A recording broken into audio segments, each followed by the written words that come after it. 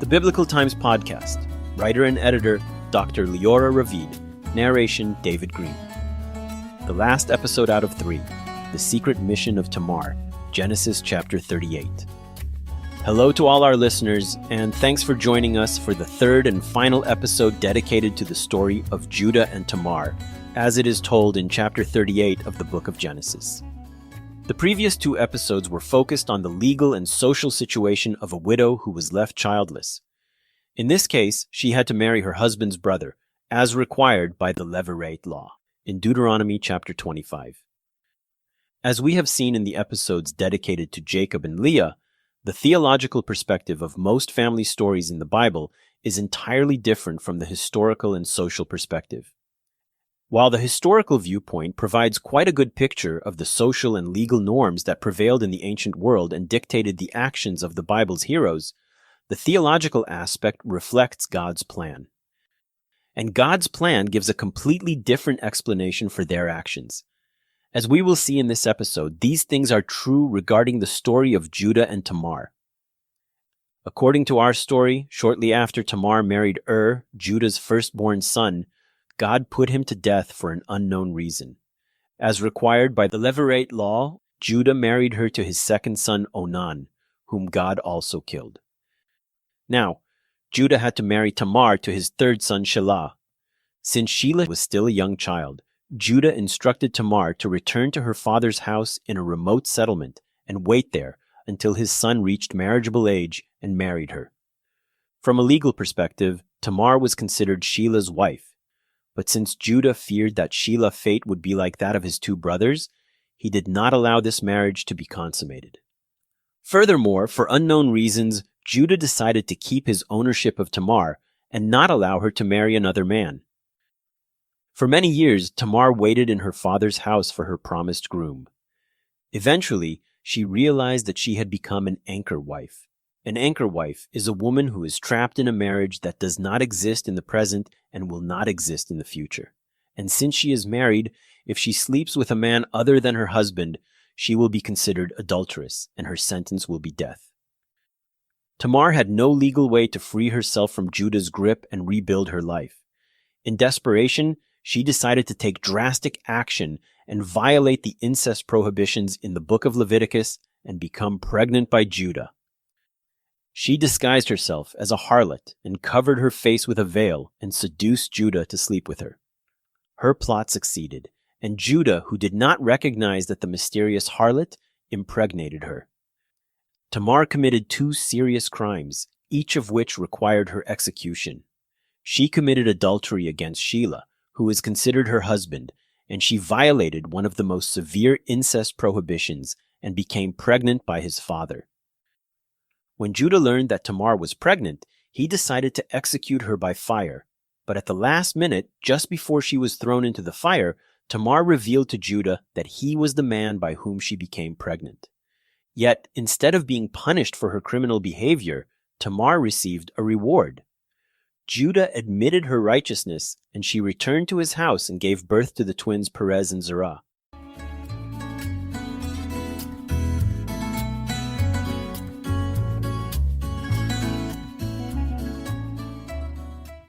Now that we have briefly mentioned the story, let us turn to its theological aspect and explain the reason why God killed Judah's 2 sons, even though they did not commit any crime. Afterward, we will justify the claim that Tamar, who disguised herself as a prostitute and became pregnant by Judah, fulfilled the mission that God had determined for her. Therefore, she was not executed despite the horrific crimes she allegedly committed, but got a prize. To support our argument, we need to delve into the ancient lineage of King David, to whom, along with his descendants, God granted the kingship in Israel. Furthermore, the prophets foretold that the Messiah of Israel would be one of David's descendants, and according to the New Testament, Jesus was the ultimate descendant of the Davidic line and the Messiah referred to by the prophets. Let us prove our point.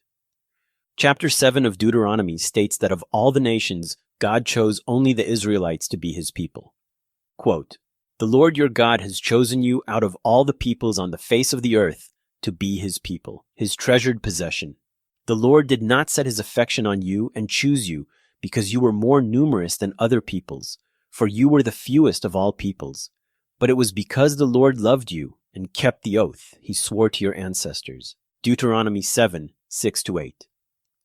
Although God chose the Israelites to be his people, a careful reading reveals that on the sixth day of creation, he chose one distinguished family, the family into which, in the distant future, King David would be born.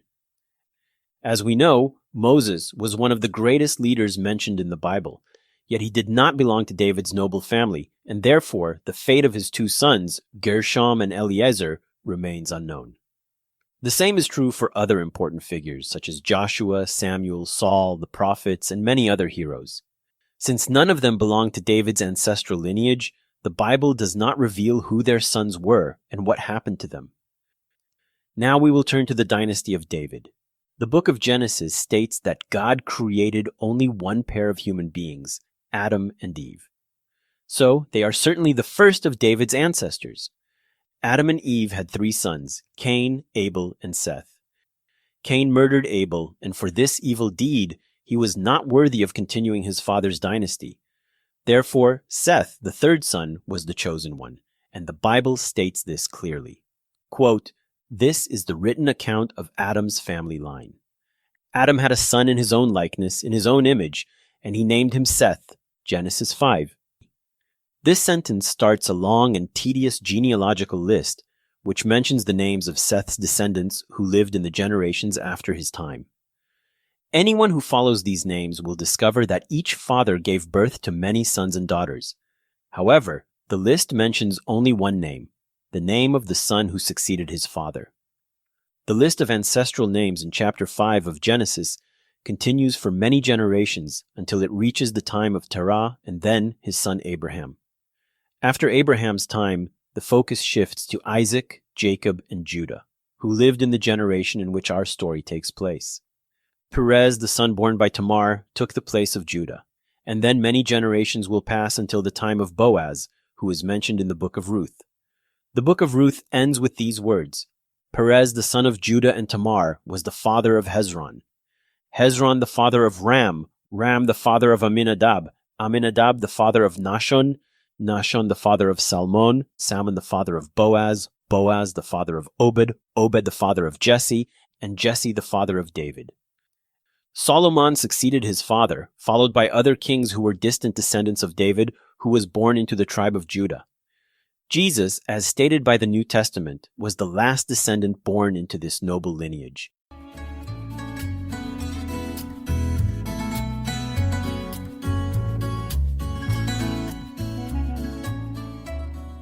The genealogical lists in the Old Testament and the New Testament only mention the names of David's forefathers, but the Bible also emphasizes the importance of his chosen foremothers. This is surprising considering the low status of women in ancient times.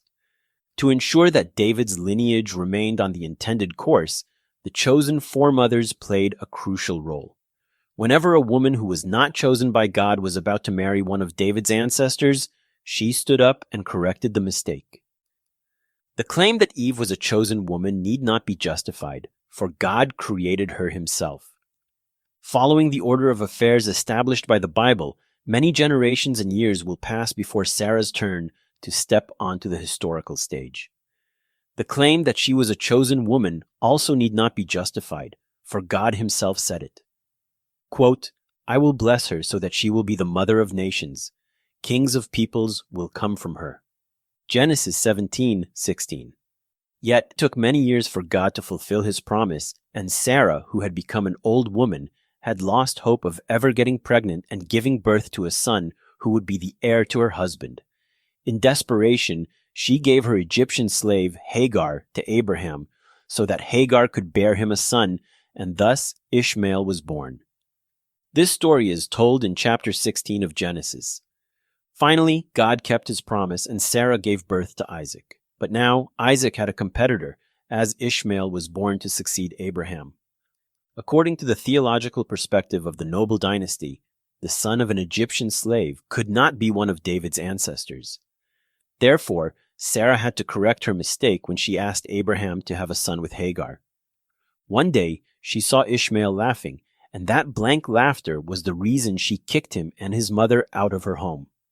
Quote, "And Sarah said to Abraham, 'Get rid of that slave woman and her son, for that woman's son will never share in the inheritance with my son Isaac.'" Genesis 21:10.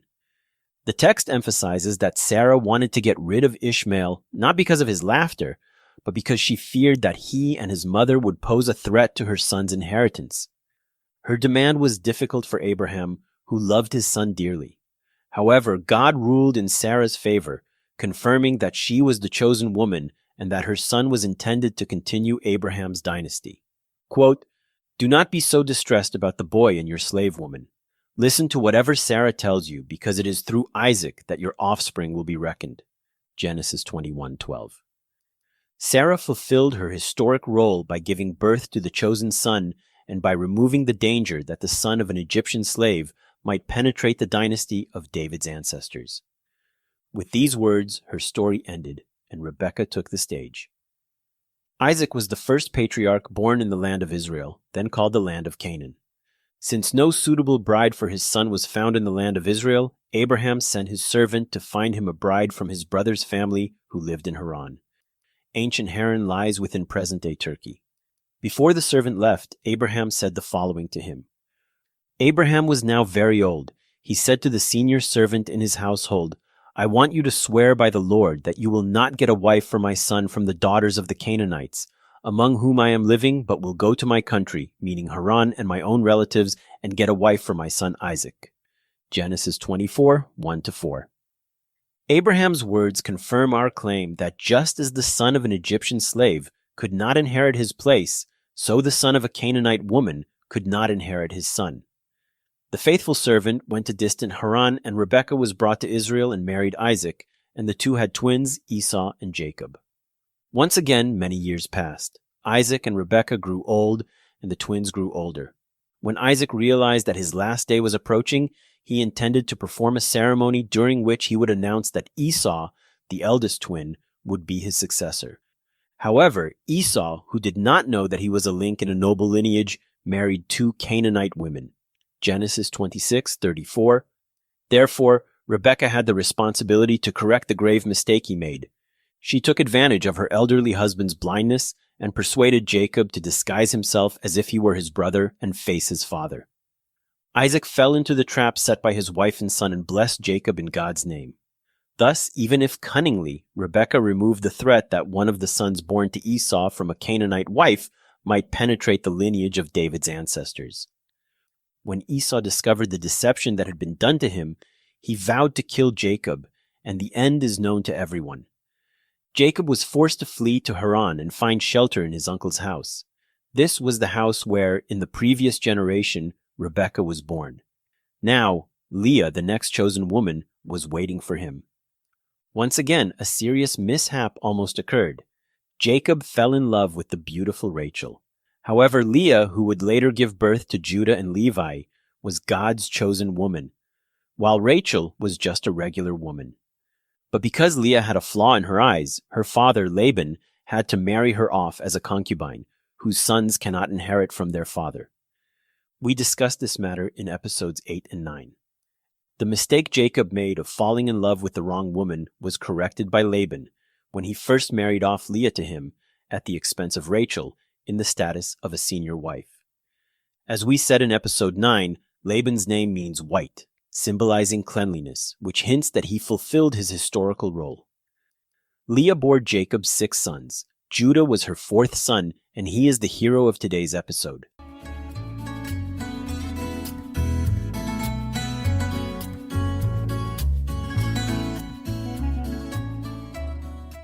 Only in retrospect can we see that the Bible traces only one lineage from the creation. However, in real time, none of David's ancestors knew that they were a link in this noble lineage. So, Judah, who lived like all the peasants of his time, could not have known that he had made a grave mistake when he married a Canaanite woman, named the daughter of Shua. The daughter of Shua bore him 3 sons, but since they were born to a Canaanite mother, they could not have been one of David's ancestors, and therefore Judah had no heir. And now came Tamar's turn to take center stage. We know that Sarah, Rebekah, Leah, and Rachel were members of Abraham's family, but the Bible does not say a word about Tamar's origins.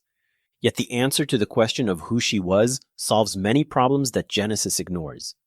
Therefore, we must turn to an ancient tradition that prevailed in Israel 300 years preceding the Christian era. This tradition is not part of the Bible, but part of a collection of ancient works called the Apocrypha in Greek. The word Apocrypha means secret essays. One of those secret essays is called the Testament of Judah. Judah's testimony is the last thing he said before his death, which reveals why God killed his two sons, and Onan. Quote, "My son took to wife Tamar from Aram, a daughter of Aram. Now was wicked because Tamar was not of the land of Canaan." Following these words, Judah revealed that for a similar reason, God also put Onan to death. Judah's testimony that his two sons hated Tamar because she was a daughter of Aram and not a Canaanite is also found in other sources, indicating that it was known in Israel, and this tradition solves many problems. Aram was an ancient land located in present-day Turkey and Syria. Haran was a city within the state of Aram, just as Los Angeles and San Francisco are cities within the state of California. If Tamar's origin was from Aram, then her family came from the same country where Rebekah, Leah, and Rachel were born. It is even possible that she was a member of their family. In other words, since Tamar was the chosen woman in her generation, she might belong to an ancient chosen family, the very same family to which Judah belonged. According to God's plan, Judah and Tamar were the chosen heroes who were meant to marry each other, and therefore neither had another partner. But Judah, who knew nothing about God's plan, married a woman of Canaanite descent and married his sons to the woman who was meant for him. As a result, God put them to death. In real time, Judah only knew that two of his sons had died shortly after marrying Tamar, so he was afraid that the same fate would befall his third son. However, we know that since Shelah was also a son of a Canaanite woman, if he had married Tamar, there is no doubt that God would have put him to death as well. The incest prohibitions in the book of Leviticus strictly forbid a man from having sexual relations with his daughter-in-law. Hence, Judah would never have slept with the mysterious prostitute had he known her identity. Under those circumstances, to give birth to Perez, the next father in the lineage of David's ancestors, Tamar had no choice but to disguise herself and seduce Judah to sleep with her. According to the law, Judah intended to have Tamar executed by burning. But suddenly, the story took a dramatic turn as Judah unexpectedly acknowledges her righteousness and says, "She is more righteous than I, since I would not give her to my son Shelah." In the previous episode, we said that Judah's confession demonstrates the highest moral standards of the Bible. We said that when the rigid law clashes with the woman's right to establish a family and have children, the Bible takes the woman's side. Now we can add to these words the theological aspect of the story and say that God's hand stopped Judah from throwing into the fire the brave woman he chose to give birth to Perez. From the days of Perez, of the lineage of David's ancestors continued uninterrupted until it reached the days of the next two chosen heroes, Ruth and Boaz, to whom we will dedicate our next series. Let us summarize what we've said in this series in a few words. The case of a young woman who was widowed before she had children can happen anytime and anywhere. To this situation, the levirate law in Deuteronomy offers an orderly solution that fits the social and legal reality that existed almost 4,000 years ago. A solution that works for the benefit of the widow and the family of the deceased. The story of Judah and Tamar goes to the extreme. It puts the levirate law and the incest prohibitions to the test of reality. As the story demonstrates, the Bible's position is unequivocal. Where the law conflicts with justice and social morality, justice prevails. From a theological perspective, the story of the two is completely different from the historical one. Since God had chosen the lineage of David's forefathers and foremothers in the generation in which Judah and Tamar lived, their match was determined by God. Neither of them had another spouse. The divine plan always comes to fruition. Perez was the chosen father in the next generation, making it obvious that Tamar had to conceive by Judah. It is also clear that God will not allow Judah to execute the brave woman who risked her life and fulfilled his mission.